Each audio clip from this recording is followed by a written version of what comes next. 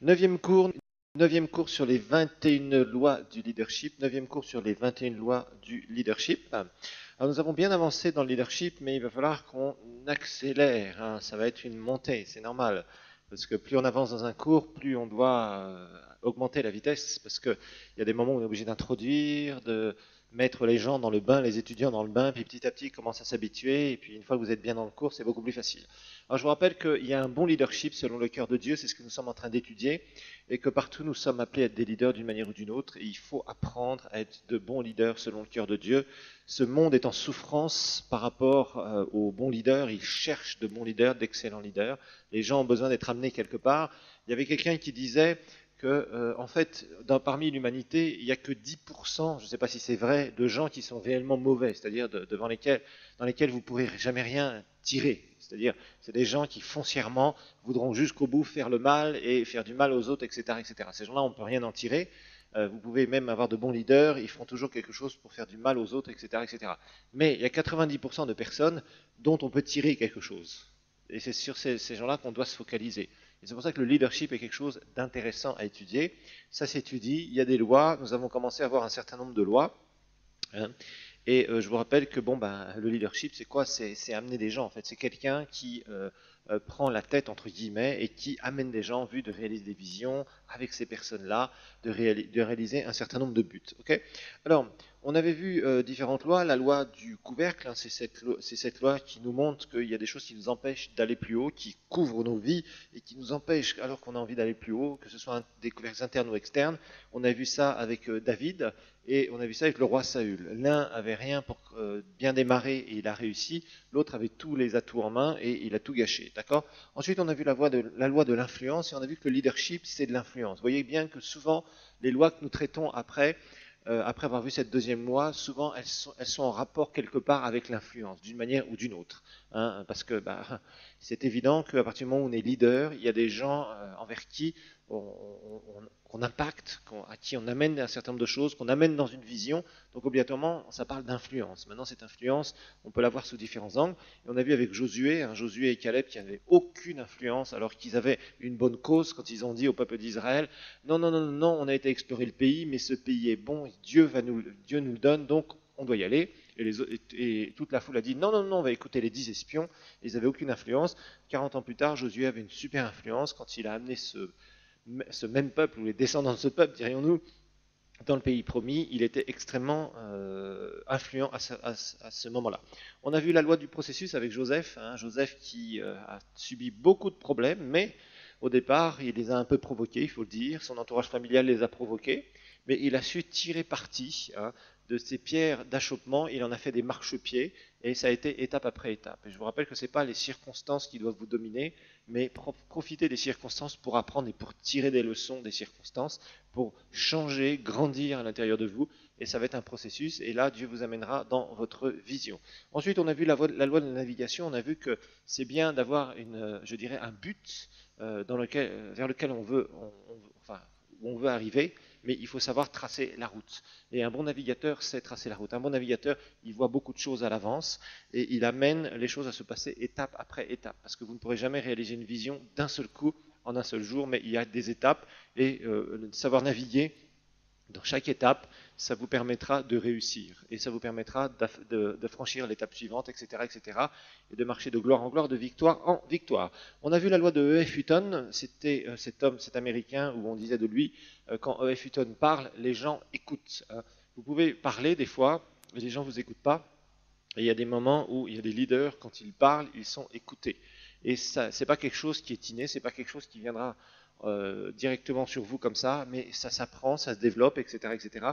Et Samuel, on l'a vu, quand il était petit, il n'était pas du tout écouté, et plus il a grandi, plus il était écouté, et quand il était mature, quand Samuel disait au peuple, repentez-vous, le peuple se repentait. Quand il disait à Saül, tu as mal fait, attention, Saül écoutait. En tout cas, même s'il s'est rebellé, il a dû écouter Samuel. Il était capable de parler à des rois, il était capable de parler à des chefs de guerre, il était capable de parler à des grands leaders, et il est aussi capable de parler à tout un peuple, et on écoutait Samuel. Ensuite, on a vu la loi de la solide fondation. On a vu que le caractère est quelque chose qu'il faut absolument développer en même temps que le don, et particulièrement faire attention à ne pas marcher dans le péché, parce que le péché ruinera totalement notre vision. Nous pouvons avoir, les dons de Dieu, nous pouvons avoir une grande vision, nous pouvons avoir de l'argent, nous pouvons avoir tout ce qu'il faut, tous les atouts en main.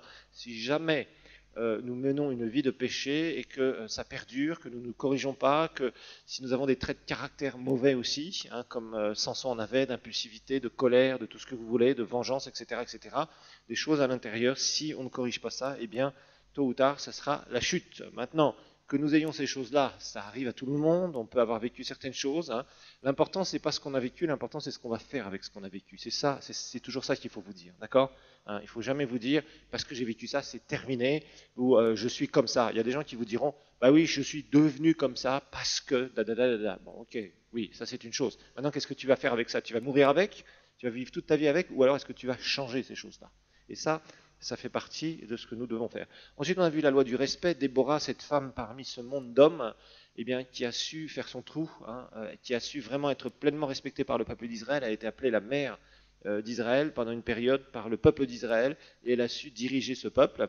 La loi de l'intuition, on a vu que le leader doit lire dans les situations, il doit lire dans les gens, il doit lire, c'est-à-dire il doit trouver rapidement quelle est la cause d'un problème et apporter une solution, parce qu'il lit les situations. D'accord? Jéthro vient auprès de Moïse, Moïse était en train de s'épuiser complètement, et ça risquait de mal tourner pour lui, et d'un seul coup, Jéthro lui dit, toi ton problème c'est ça. Paf, problème de leadership, donc tu dois faire ça, ça et ça et ça. Et ça a soulagé sérieusement Moïse pendant un temps, et après Moïse est retombé dans certaines choses, mais ça c'est un autre problème. Alors la loi du magnétisme, on en est là, c'est avec Élie. La loi du magnétisme, je vais reprendre mes pages.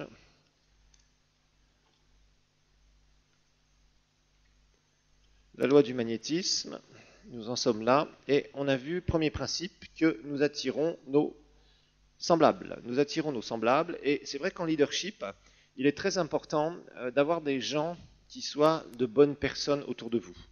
Vous devez attirer des bonnes personnes. Et tout leader désire. Au bout d'un moment, dans le leadership, vous êtes là, bon, vous dites, ok, je sens, bon, j'avance dans mon leadership, mais j'ai besoin de bonnes personnes autour de moi. Et tous les leaders veulent des bonnes personnes, des gens qui sont doués, des gens qui sont capables de faire plein de choses. Mais toujours pareil, il faut que vous sachiez que vous allez attirer qui vous êtes.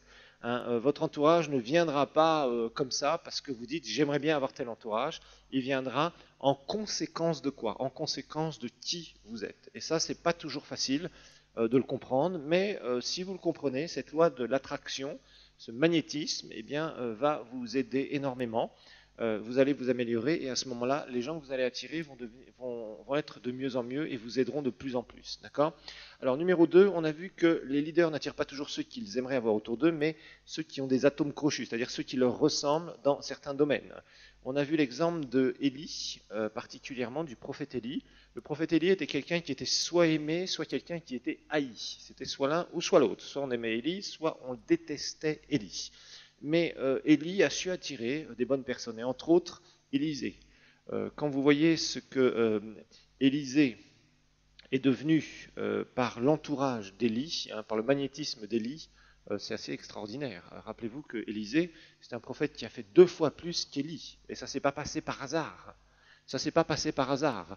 Élisée est devenu ce qu'il est devenu parce qu'il a été attiré par une bonne personne qui était Élie. Et Élie était une bonne personne, il a attiré Élisée. Donc vous voyez, il y a eu quelque chose qui s'est produit.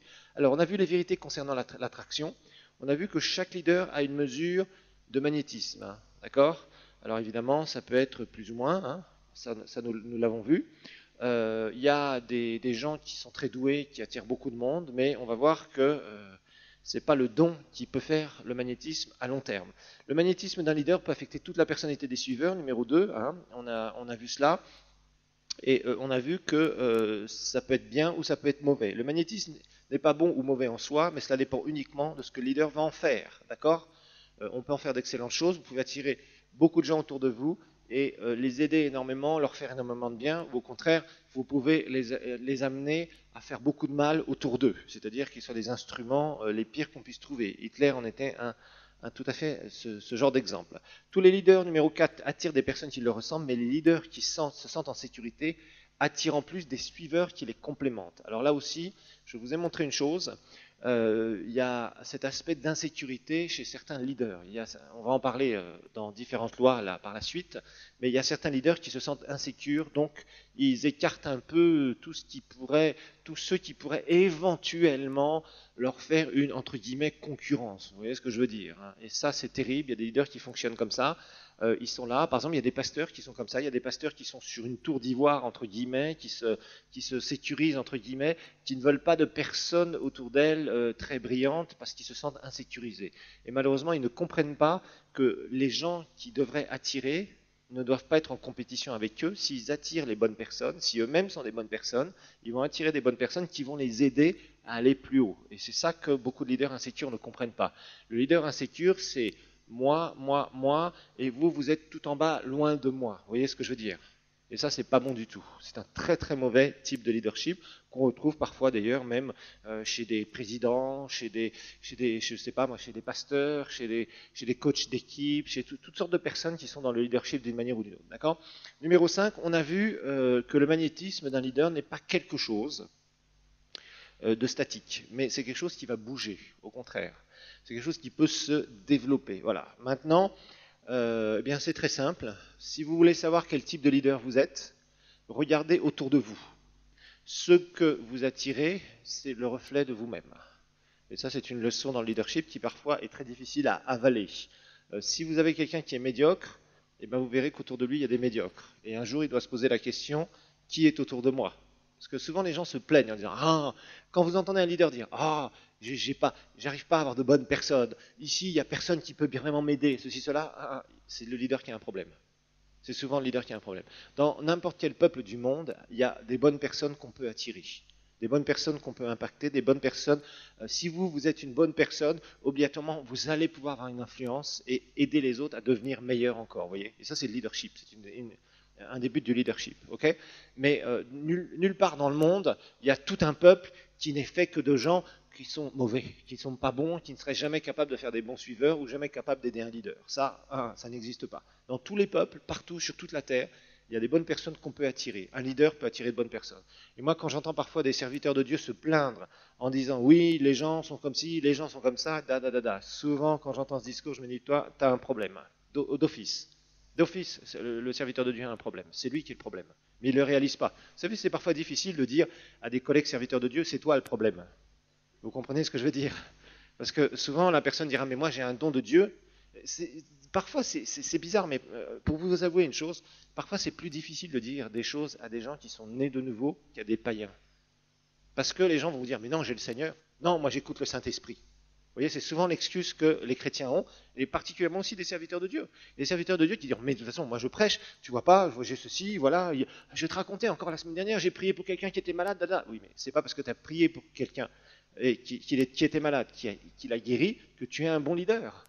Ça, c'est un don de Dieu, c'est différent. Vous voyez la confusion qu'il y a souvent. Et ça, c'est un problème.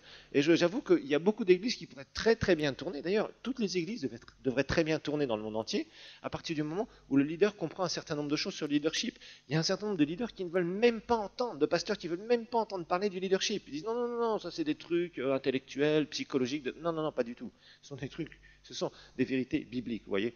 Et ça, c'est important. C'est pour ça qu'à l'Institut ici, je veux vraiment que vous ayez cette compréhension du leadership. En tout cas, je vous encourage vraiment, je vous ai fait vraiment un très gros support de cours, un très gros syllabus. Passez du temps, vraiment passer du temps dedans. Moi, j'ai commencé à passer du temps, je continuerai à passer du temps jusqu'à temps que ça entre pleinement en moi, parce que c'est vraiment des lois qui sont super importantes. Je vous assure, ça vous aidera vraiment à grandir si vous êtes dans le leadership d'une manière ou d'une autre, et si dans votre vie, il y a quelque chose qui est traversé par le leadership. Alors, numéro 3, grand 3. Grand 3, notez que les gens, c'est le troisième grand principe, les gens se sentent plus attirés naturellement vers ceux qui leur ressemblent.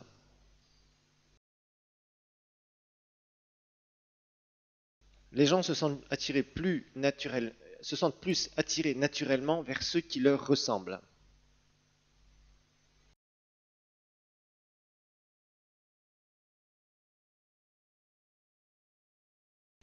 En fait, il faut que vous sachiez une chose, c'est qu'on ressemble à ceux que nous côtoyons. Plus tu côtoies quelqu'un, plus tu lui ressembles. Vous savez, les vieux couples, Il y a des vieux couples qui restent très complices pendant des années. On a l'impression que monsieur et madame, ils se ressemblent au bout d'un moment. Il y a aussi l'histoire du chien et du vieux monsieur. Vous savez, souvent, par exemple, dans certains pays européens où des gens vivent seuls quand ils sont vieux, vous avez le chien et le monsieur. Le monsieur a son chien depuis 20 ans. Et le chien et le monsieur, ils prennent presque les mêmes positions, entre guillemets. On fait certains trucs humoristiques, des fois. En Europe, on prend des trucs comme ça et on rigole parce qu'il y a des trucs vraiment, vous voyez, le type qui trimballe son chien comme ça pendant 20 ans. Et au bout d'un moment, le chien ressemble au monsieur et le monsieur ressemble au chien. Les mêmes attitudes, les mêmes mimiques. Bon, ok. Alors, il y a 4 choses qui permettent l'attraction vers un leader. 4 choses qui permettent l'attraction vers un leader. Parce que on ne vous suivra pas comme ça. On ne vous suit pas par hasard. Les gens ne suivent pas un leader par hasard, d'accord? 4 choses qui vont vraiment attirer vers un leader.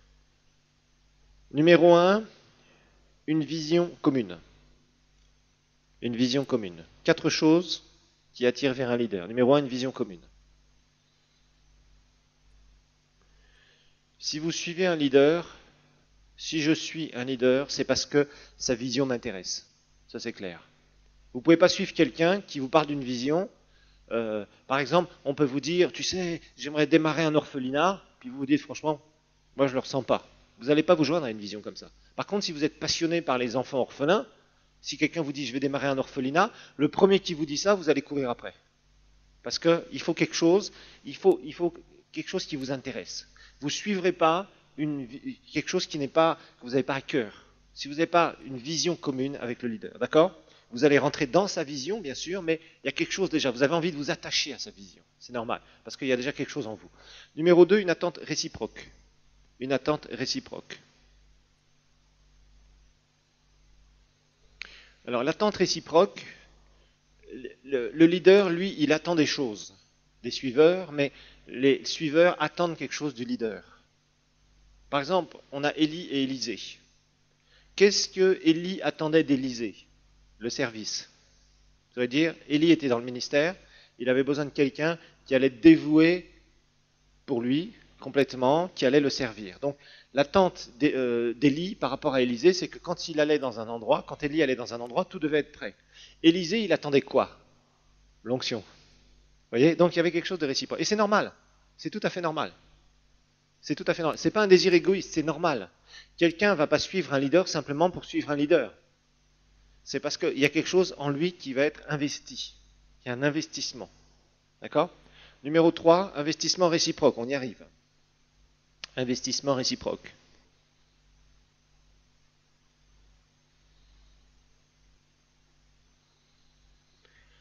L'investissement réciproque, c'est que les suiveurs, ils vont aider le leader.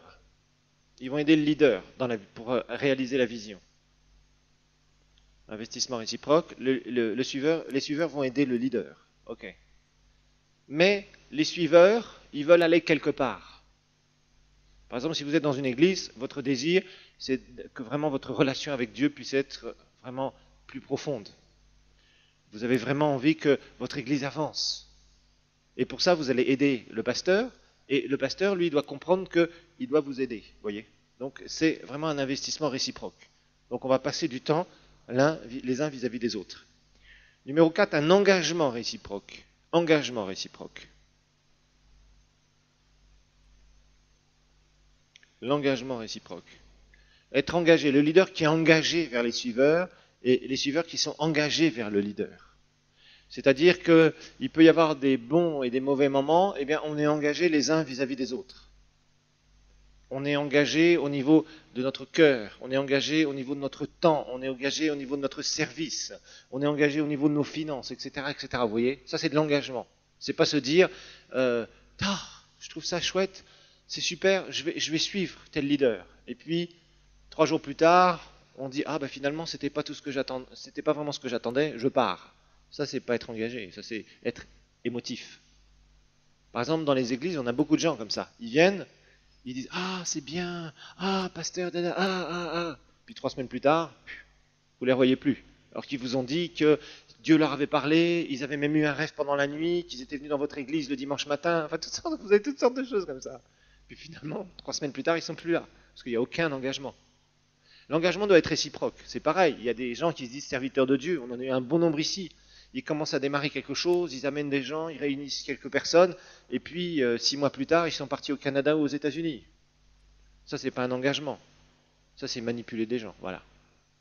Et ça, c'est extrêmement mauvais. Ok. Numéro 4. Quatrième principe, pardon. Quatrième grand principe, excusez-moi, on a vu le troisième grand principe.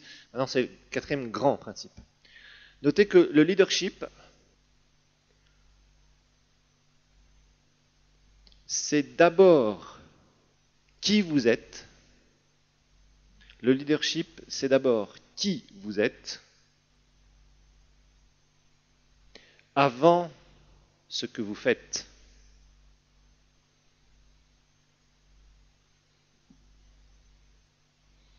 Le leadership, c'est d'abord qui vous êtes avant d'être ce que vous faites.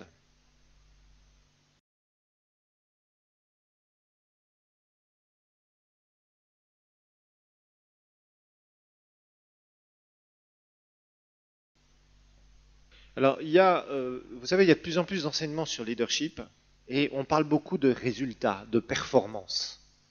Même au niveau des églises aujourd'hui, quand il y a des études qui sont faites, c'est surtout les Américains qui font ça, ils regardent, ils vous disent the fastest growing churches in the world, c'est-à-dire ils font des statistiques en disant les églises qui ont grossi le plus l'année qui passait, avec des statistiques, etc., etc. Bon, c'est pas mauvais de faire des statistiques, c'est pas mauvais de faire un certain nombre de choses, mais non plus, il ne faut pas voir trop l'aspect uniquement performance. Le leadership, c'est d'abord ce qu'est le leader, qui il est réellement. D'accord? Ça passe avant vos performances, ce que vous faites. Et ça, malheureusement, parfois, on met l'accent sur les résultats. Hein. C'est comme dans une entreprise, on dit quels sont les résultats de l'entreprise. Ok, d'accord, mais on devrait plus se poser aussi des questions. Où en est le boss? Est-ce que pendant l'année où il a eu de meilleurs résultats, lui-même est devenu une meilleure personne? Parce que s'il est devenu pire, peut-être que cette année il y a de bons résultats, mais peut-être que les autres années ça va descendre. Ou que la société sera peut-être en faillite parce que d'un seul coup, le monsieur va mourir d'une cirrhose du foie parce que c'est devenu un soulard. Eh oui, on peut trouver toutes sortes de choses comme ça, vous voyez. Donc il faut vraiment comprendre cette différence. Donc en fait, c'est bien d'avoir des objectifs, c'est bien d'avoir des résultats, parce que parfois, vous avez des leaders, ils ne parlent que de ça. Ils parlent, il faut faire ceci, il faut qu'on réalise cela, il faut faire tel objectif, tout ça. Bon, ça c'est bien, c'est très bien, parce que ça stimule. Mais il faut travailler sur soi en premier. Vous voyez, il ne faut pas mettre la charrue avant les bœufs. C'est-à-dire, il ne faut pas essayer de vouloir dire on se focalise sur les résultats et on ne travaille pas sur le caractère, on ne travaille pas sur la personne du leader. Ça, c'est vraiment très mauvais parce que y a beaucoup de gens justement qui inversent les choses et qui se retrouvent très rapidement par terre. Pourquoi? Parce qu'ils mettent l'accent surtout sur les résultats plutôt que sur le caractère. Ils ne travaillent pas leur caractère. Et quelqu'un dit que à partir du moment où le caractère et les désirs ne correspondent pas, c'est la chute qui est assurée. C'est-à-dire vous pouvez avoir des désirs de résultats, mais vous pouvez ne pas travailler sur votre caractère, et à ce moment-là, vous allez chuter, vous allez vous retrouver par terre. Donc ça, c'est vraiment important. Donc le leader doit devenir quelqu'un de meilleur. Il doit travailler sur lui. D'accord? Ça, c'est important. Si vous voulez être plus efficace, il faut changer vous-même d'abord. Il faut changer vous-même. Il faut devenir meilleur. Il faut devenir une meilleure personne. C'est sur ça que vous devez vous focaliser en premier. Si vous devenez une meilleure personne, les résultats, ça va être la conséquence de votre croissance interne. Et c'est là-dessus qu'il faut se focaliser. Donc ça veut dire que si vous devenez meilleur, obligatoirement, vous allez attirer de meilleures personnes autour de vous, vous allez avoir de meilleurs résultats. Vous allez être de plus en plus efficace. Si vous mettez tout sur le résultat, les chiffres, etc., etc., etc., eh bien, vous allez vous retrouver par terre au bout d'un certain temps. Ok? Cinquième grand principe. Cinquième grand principe. Un leadership efficace commence en étant vous-même.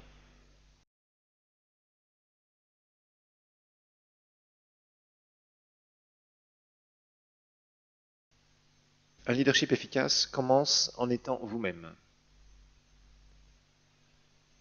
C'est-à-dire en n'essayant pas d'être quelqu'un d'autre. C'est ça que ça veut dire. En étant vous-même. N'essayez pas d'être quelqu'un d'autre. Vous savez, il y a certains leaders, ils travaillent sur leur image extérieure. On en parlera aussi. Il y a des gens, c'est uniquement leur image extérieure. En fait, ils essayent de projeter une image qui n'est pas la réalité de qui ils sont. Et ça, c'est très mauvais. Bien sûr, quand vous êtes leader, vous ne pouvez pas toujours montrer tous vos sentiments, vous ne pouvez pas, entre guillemets, des sentiments. Des fois, si vous avez des difficultés, des problèmes personnels, ou si vous êtes triste, ou si vous passez par un moment juste avant d'exercer votre leadership, vous êtes là, etc., etc. Vous savez, par exemple, en tant que serviteur de Dieu, des fois, on est là, on va prêcher, et puis juste avant, on a une journée épouvantable. Ça arrive. Ça arrive. Mais alors, si vous êtes là en disant, vous ne savez pas ce qui m'est arrivé aujourd'hui, bouh, vous êtes là en train de raconter tous vos trucs et vos machins, les gens n'écouteront pas la parole que vous allez donner. Vous voyez, c'est normal. Bon, donc, on ne peut pas parfois partager tout ce qu'on peut vivre ou tous les moments par lesquels on peut passer, si c'est des moments difficiles. Par contre, il faut faire attention de ne pas projeter et de ne pas se créer une espèce de façade. Ça, c'est très très mauvais. Et pour être un bon leader efficace, il faut vraiment montrer qui nous sommes. Okay, parce que de toute façon, les gens, tôt ou tard, découvrent qui vous êtes en tant que leader. Tôt ou tard. Ça, c'est obligatoire. Si vous projetez une fausse image, par exemple, vous êtes quelqu'un qui commençait à annoncer des grands trucs, vous êtes très éloquent, etc., etc., etc., et puis à l'intérieur, en fait, vous êtes complètement insécurisé et vous avez des gros problèmes perso, tôt ou tard, ça ressortira. Surtout, par exemple, si vous servez Dieu. Si vous êtes en train de dire aux gens, il faut avoir la foi pour ceci, il faut avoir la foi pour cela, et puis vous-même, vous n'êtes pas du tout une personne de foi, vous citez ce que certains serviteurs de Dieu ont dit, vous prenez des postures, des machins, des trucs. Attention, attention, attention, attention. Il y a des choses. C'est bien de s'inspirer des autres, ça c'est bon, mais n'essayez pas d'imiter les autres. D'accord? L'inspiration est bonne, l'imitation n'est pas bonne, elle est mauvaise. L'inspiration, c'est de chercher, de dire, tiens, lui, il a fait ça, il a réussi dans ça, etc., etc. Pourquoi vous vous en inspirez? Ça, c'est bon. Maintenant, imiter quelqu'un avec tout ce qu'il fait, etc., reprendre les mêmes phrases, essayer de faire les mêmes choses, essayer de faire comme si c'était vous qui aviez trouvé. Il y a même des gens parfois, mais je vois même des prédicateurs, des fois je souris parce que je sais où ils ont pêché ça. Vous voyez, par exemple, ils prêchent certains sermons, certains trucs, et ils ne disent pas ces enseignements viennent d'un tel ou d'un tel. En fait, en quelque sorte, ils disent voilà, je vais vous enseigner ce que j'ai reçu du Seigneur. Pas toi qui as reçu ça du Seigneur. Tu as été inspiré chez l'autre. Dis-le que tu as été inspiré. Il n'y a aucune honte de dire, moi j'ai aucune honte de dire que les 21 lois du leadership, c'est pas moi qui les ai trouvées. Que c'est John Maxwell, que c'est très bon, que c'est excellent, que c'est pour ça que je vais vous amener un tel cours. Ça ne me gêne pas. Ça ne me gêne pas du tout, parce que j'aurais pas été capable de pondre un tel cours. Vous voyez, et ça ne me dérange pas. Parce que je sais que c'est bon, ça m'a fait du bien, et je vais vous faire du bien avec ce qui m'a fait du bien. Mais ça ne me dérange pas. S'il faut citer telle ou telle personne qui a fait telle ou telle chose d'excellente, il faut la citer, il ne faut pas hésiter. Vous voyez? Alors qu'il y a certains leaders, au contraire, ils essaient de projeter une certaine image qui ne sont pas du tout. Ça, c'est très très mauvais. Ça, c'est vraiment extrêmement mauvais. Alors, il y a une perception, il y a 4 perceptions qui sont très très importantes. Parce que sinon, vous allez vous séduire vous-même. Il y a 4 perceptions importantes. Des autres, de Dieu, de nous, etc. On va voir tout ça. Mais il y a 4 perceptions qui sont fondamentales en leadership, qui vous permettront justement de grandir, de bien vous connaître. C'est important de bien se connaître. Parce qu'il faut connaître nos points forts, il faut connaître nos points faibles. Il faut essayer de travailler sur les uns comme les autres, d'améliorer nos points forts et de vraiment pallier à nos points faibles et de transformer ces points faibles. Okay? Alors d'abord, la première perception, c'est comment les autres nous voient. Comment les autres nous voient.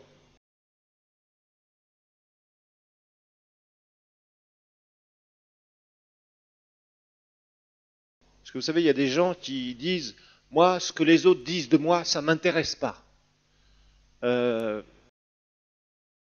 Faites quand même attention.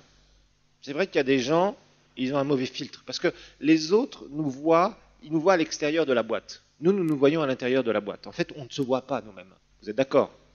Il y a 6 milliards d'êtres qui peuvent nous voir potentiellement, et nous sommes les seuls qui ne pouvons pas nous voir nous-mêmes. Sauf si tu prends une caméra, tu te filmes. Des fois, il faut qu'on fasse ça et qu'on se regarde.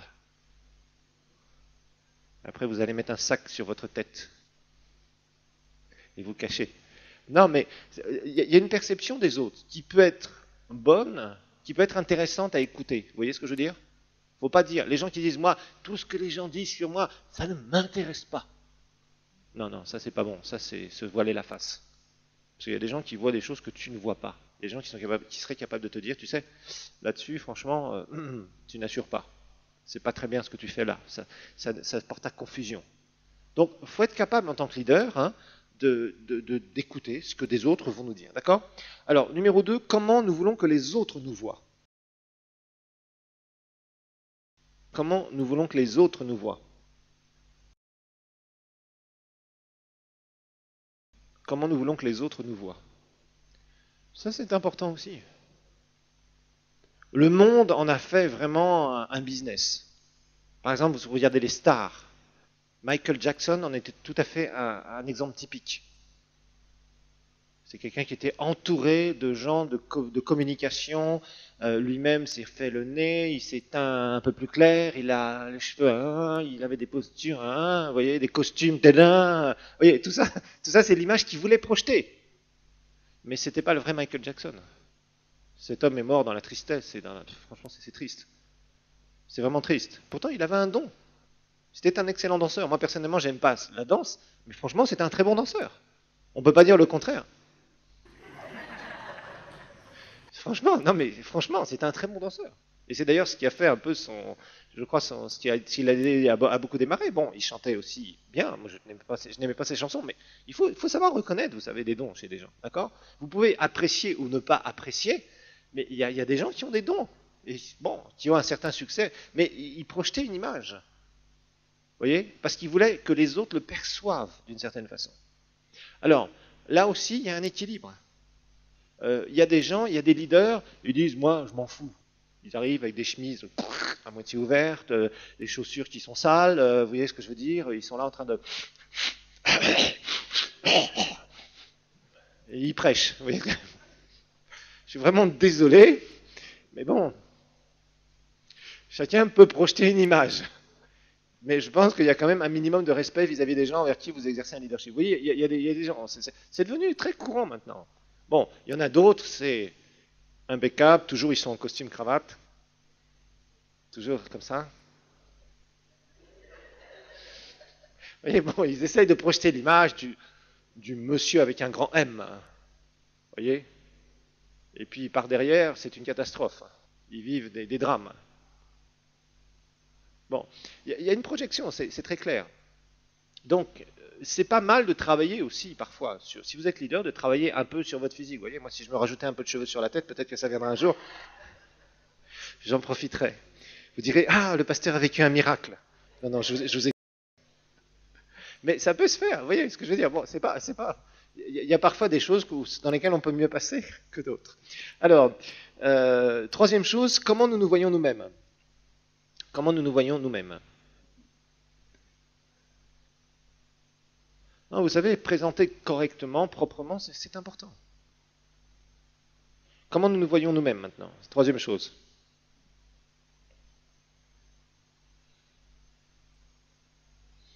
Alors, ça c'est difficile. Rappelez-vous, vous êtes dans la boîte. Parfois nous avons une bonne image de nous-mêmes, parfois nous avons une mauvaise image de nous-mêmes. Et ça c'est quelque chose qui se travaille dans la présence de Dieu, au travers de la parole de Dieu. Mais savoir être honnête avec soi-même, on le voit avec des gens. Il y a des gens, c'est toujours les autres qui ont tort. Vous avez remarqué ça? Ils ont le moindre problème. Comme d'habitude, ce sont les autres. Moi, jamais moi. Ça c'est très mauvais. Très très mauvais. D'accord? Alors des fois, on se voit d'une certaine façon qui n'est pas juste. Et la parole de Dieu, normalement, doit nous aider. Rappelez-vous que dans Jacques, il est dit que la parole est un miroir. Ok? Donc cette parole, c'est ce qui nous permet de nous voir nous-mêmes. Et quand on est honnête, on se dit vraiment, bon, dans ça, ça va, ça ne va pas. Là, j'ai des difficultés, j'ai des problèmes que je dois résoudre. Et c'est important, c'est une perception qui est importante. Alors maintenant, numéro 4, qui nous sommes réellement aux yeux de Dieu. Oui, je pourrais dire sur le point 3, il y a des gens qui ne s'aiment pas eux-mêmes. Si vous vous aimez pas vous-même, vous ne serez pas bien dans votre peau. Il ne faut pas trop s'aimer soi-même, on est d'accord. Ça s'appelle l'orgueil. Mais on a eu l'inverse, où les chrétiens sont là en disant, non, moi, non, je ne pense même jamais à moi. il y a un équilibre quand même, d'accord? Il y a l'équilibre de ne pas tomber dans l'orgueil, ça c'est clair. Il y a une certaine estime de soi. Quand on est capable, quand on a fait quelque chose qui est bon, on doit être capable d'être satisfait, d'accord? Le sentiment de satisfaction, c'est pas un sentiment qui est pervers, c'est pas un sentiment qui est du péché, c'est pas un sentiment diabolique. Vous avez réalisé quelque chose, vous avez réussi quelque chose, vous êtes content. Et vous dites franchement, là, j'ai bien joué. Merci Seigneur. Ça, c'est bon à faire. Ça vous donne une bonne image de vous-même. Parce que de toute façon, vous ne pourrez jamais accomplir une grande vision si vous n'avez pas une assurance de vous-même. Et pour avoir une assurance de vous-même, il vous faut une bonne perception de vous-même. Si vous n'avez pas cette bonne perception de vous-même, vous n'arriverez pas à réaliser de grandes choses. C'est pas possible. Parce qu'au moment même où vous voudrez faire un pas de foi, il y aura ce manque de confiance en vous-même et l'ennemi vous dira de toute façon, t'es qu'un échec. Boum. Parce que tu te vois comme un échec. Tu as une mauvaise perception de toi-même. Ok, numéro 4, qui nous sommes réellement aux yeux de Dieu. Qui nous sommes réellement aux yeux de Dieu.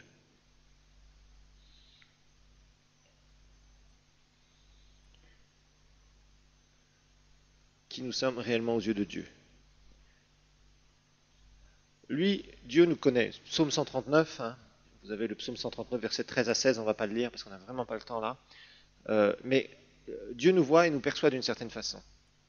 Et la perception de Dieu est importante. Il faut qu'on connaisse la perception de Dieu.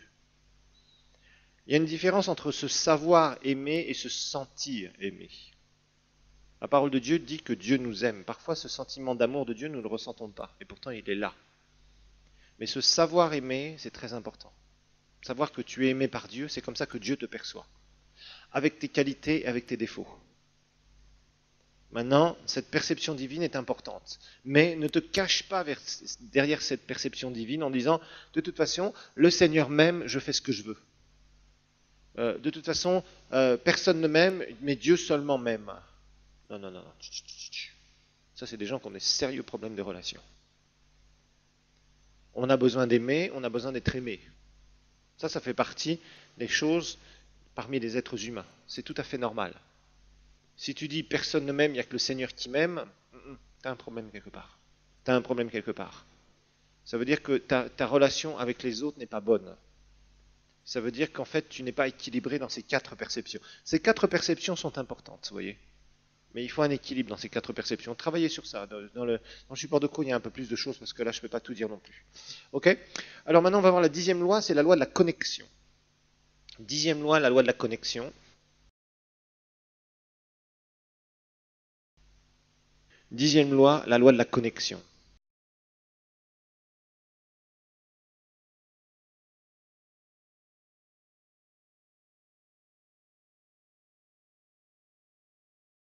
La loi de la connexion. Notez le premier grand principe. Notez que les vrais leaders ont compris qu'il faut d'abord gagner le cœur de leurs suiveurs.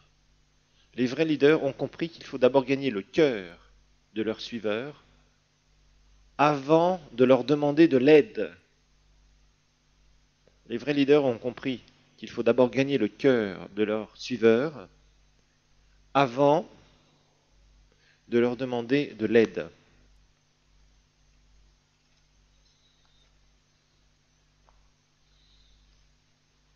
Alors ça, c'est vraiment quelque chose qui est super important. On va voir que cette loi de la connexion, vous voyez, il y a beaucoup de leaders, ils sont là, ils se disent, venez m'aider, voilà, j'ai une bonne cause, venez m'aider. Tu n'iras pas loin avec ces gens-là. Le vrai leader, il va chercher d'abord à se connecter relationnellement avec les gens, et ensuite, il va leur dire, voilà, maintenant, vous savez, on a de bonnes relations, voilà ce qu'on peut faire ensemble. Le leader qui n'a rien compris, c'est le contraire. C'est venez m'aider tout de suite, venez m'aider, venez m'aider. Alors il y a des gens qui commencent à aider, mais leur cœur n'est pas touché. Il ne sait pas ce qu'on appelle connecter. Donc un bon leader, qu'est-ce qu'il va faire? Un bon leader, il va chercher à créer des bonnes relations d'abord. Ça c'est important. Il va faire ce qu'on appelle du networking. Networking, c'est faire du réseau. Créer des réseaux de bonnes relations. Donc tu vas te concentrer d'abord à faire ça si tu es un bon leader. Tu ne vas pas directement dire aux gens, voilà, il faut faire ça, il faut agir, on va. Non, non. D'abord, tu crées des relations. Il y a quelqu'un qui a dit, si vous voulez vous conduire, utilisez votre tête. Si vous voulez conduire les autres, utilisez votre cœur. Et ça, c'est vrai, c'est une vérité. Tu te conduis toi-même, utilise ta tête. Si tu veux conduire, diriger les autres, il faut que tu utilises ton cœur. C'est-à-dire que tu ne peux pas penser que parce que tu as des idées, les autres vont te suivre.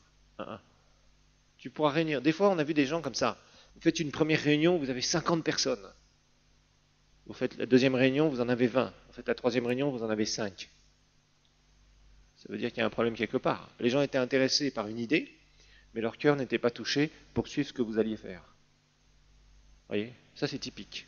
Et c'est ce qu'on appellera la loi de la connexion.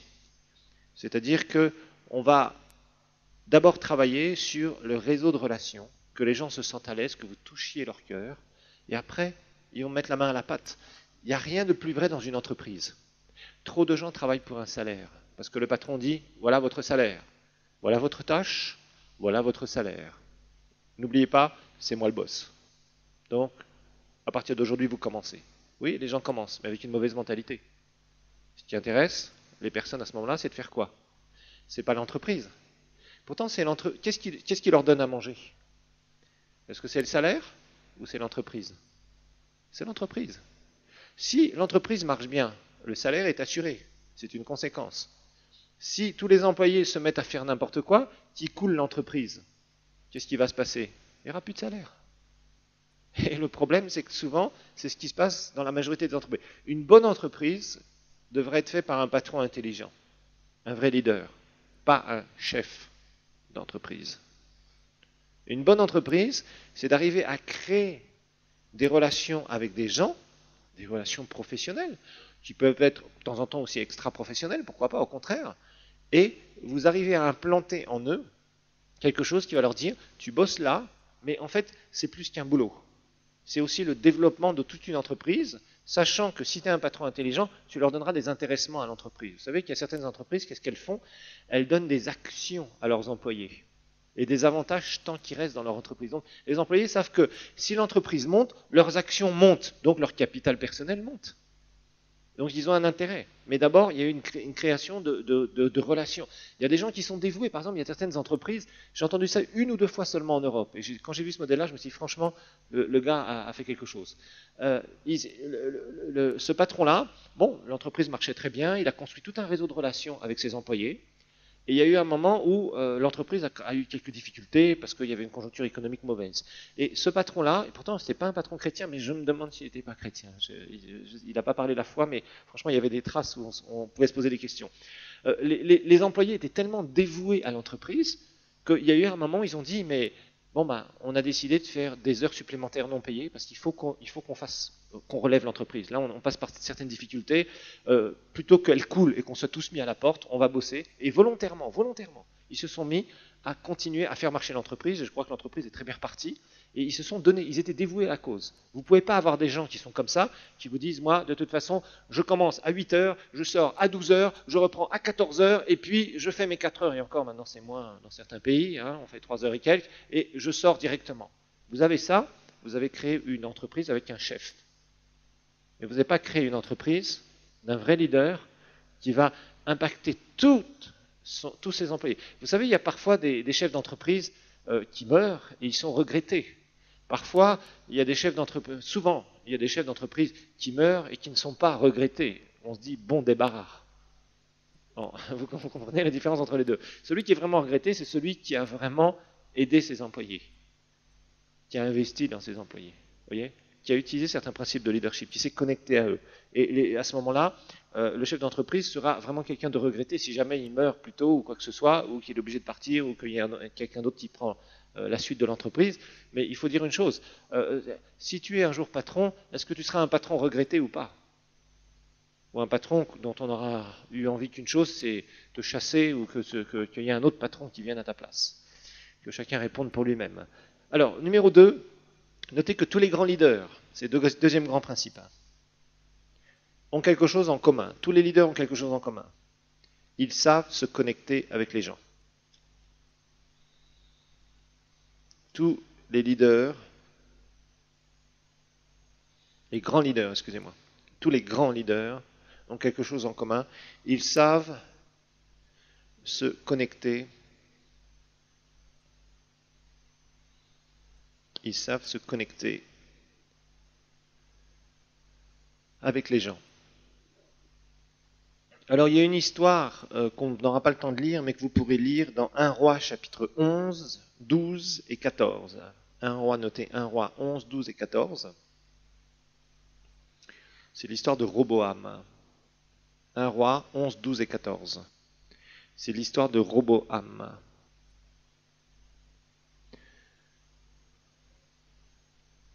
Vous savez, il y a une différence entre être un leader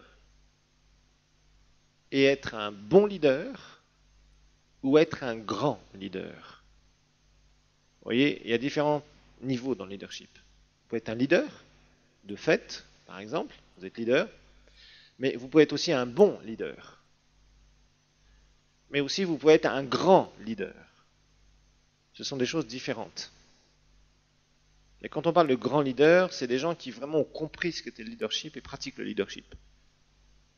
Et tous les grands leaders, quand on a parlé de grands leaders ici, ils ont quelque chose en commun. Ils savent se connecter aux gens.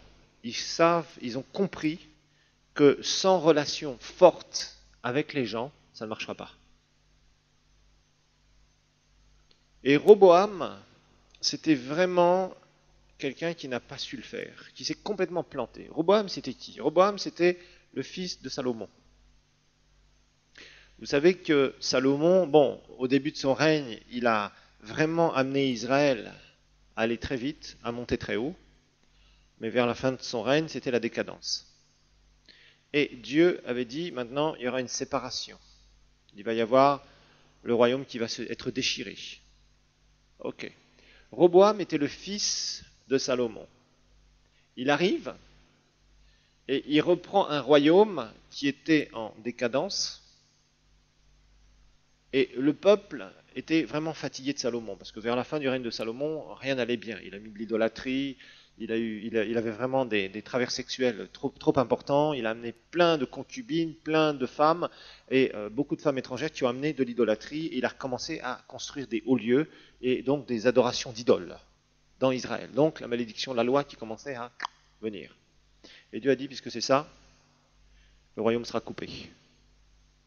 Roboam, fils de Salomon, prend la succession. Il prend une succession dans un moment qui n'est pas très facile. Et parfois, quand vous prenez une succession, des fois, vous êtes dans des moments un peu où il y a des tempêtes. Et quand c'est comme ça, il va falloir faire très attention. Donc, le peuple vient voir Roboam. Vous trouverez cette histoire, donc, je vous l'ai dit, dans 1 Roi chapitre 12. Et le peuple vient auprès de Roboam et il dit, tu sais, ton père, il a mis un joug qui est dur sur nos épaules. Il faut que tu l'allèges. Et puis, il y a les anciens qui étaient autour de Salomon et qui ont dit, oh, fais attention parce que, tu sais, là, ton père, bon, il a fait certaines choses, maintenant il faut faire attention. Verset 7, par exemple, d'un roi 12, il est dit, ils lui adressèrent les anciens, qui l'ont conseillé Roboam, adressèrent la parole en ces termes. Si aujourd'hui tu te fais serviteur de ce peuple, si tu te mets à leur service, si tu réponds en parlant avec bonté, ils seront toujours tes serviteurs. Mais Roboam ne tint pas compte du conseil que donnaient les anciens. Et il prit conseil de ceux qui, enfants, avaient grandi avec lui et qui se tenaient avec lui. Il leur dit, que conseillez-vous de répondre à ce peuple qui me tient ce langage, allège le joug que ton père a mis sur nous?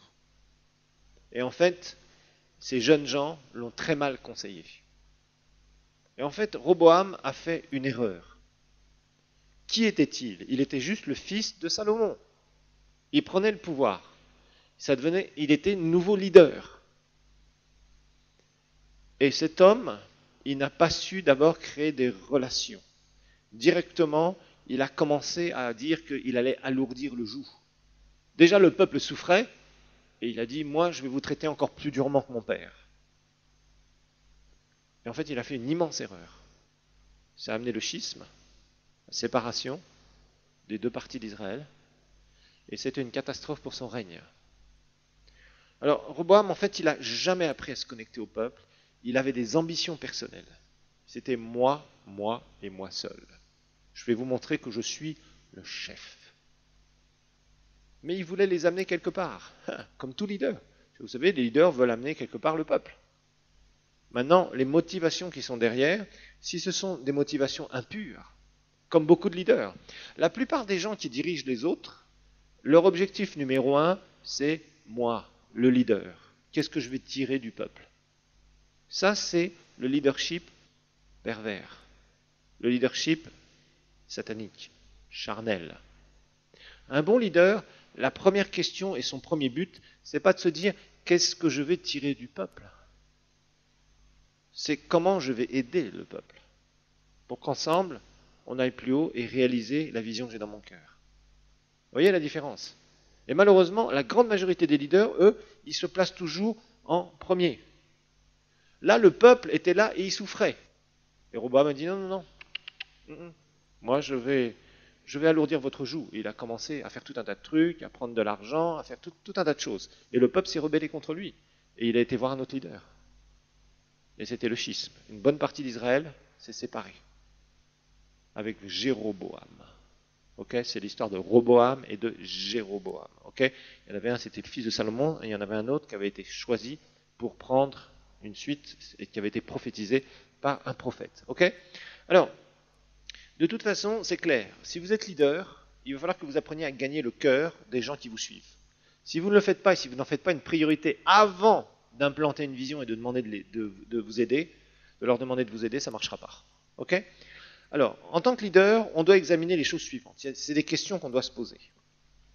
On doit regarder les choses suivantes. En tant que leader, on examine les choses suivantes. Il y a des choses qu'on doit faire. Numéro 1, on doit regarder au-delà de nous-mêmes.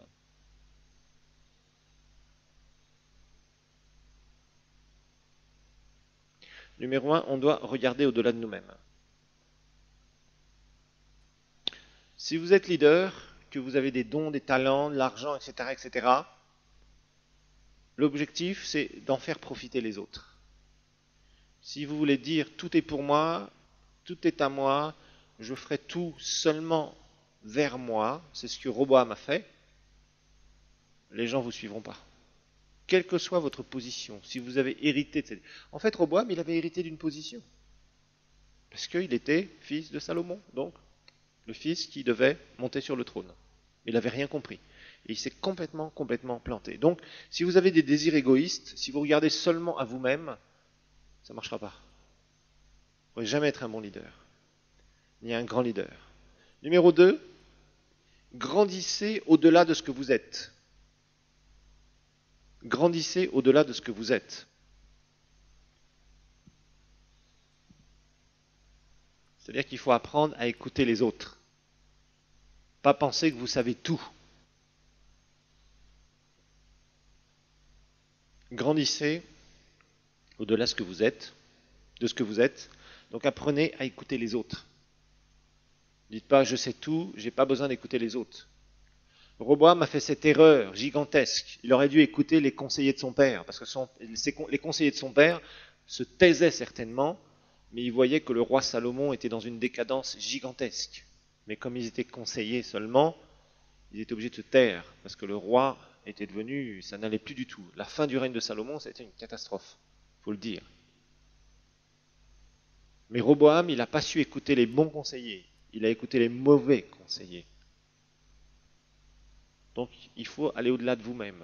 S'il y a des gens qui vous donnent de bons conseils, qui sont peut-être, qui vous remettent en question, eh bien, écoutez-les.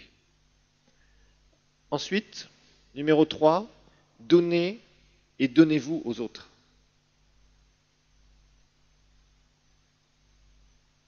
Donnez et donnez-vous aux autres.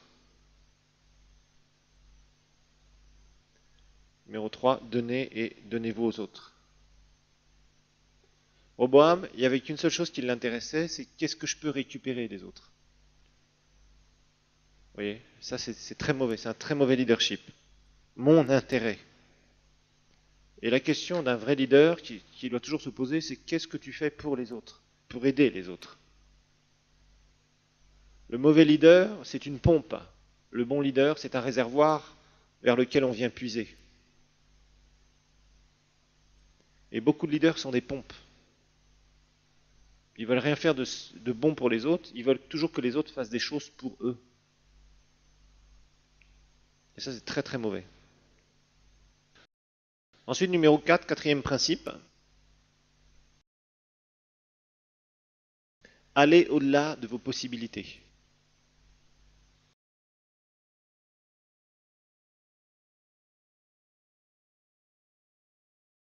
Allez au-delà de vos possibilités.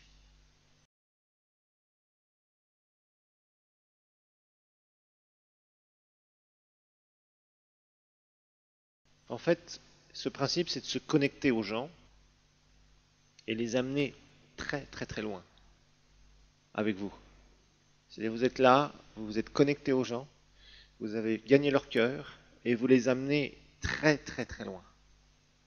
Les gens seront heureux si vous les amenez beaucoup plus loin encore que ce que vous leur avez dit au départ. Pour eux, ce sera un grand bonheur. C'est-à-dire qu'ils ont suivi quelqu'un, ils ont été touchés par leur vision au niveau de leur cœur, et qu'il y a une chose qui les passionne, c'est de vous aider parce que vous avez touché leur cœur et que vous les amenez à faire des milliers de kilomètres en plus, entre guillemets, que ce que vous aviez dit au départ. Ça vraiment, ça sera un immense bénéfice dans votre leadership. Voilà pour ce cours.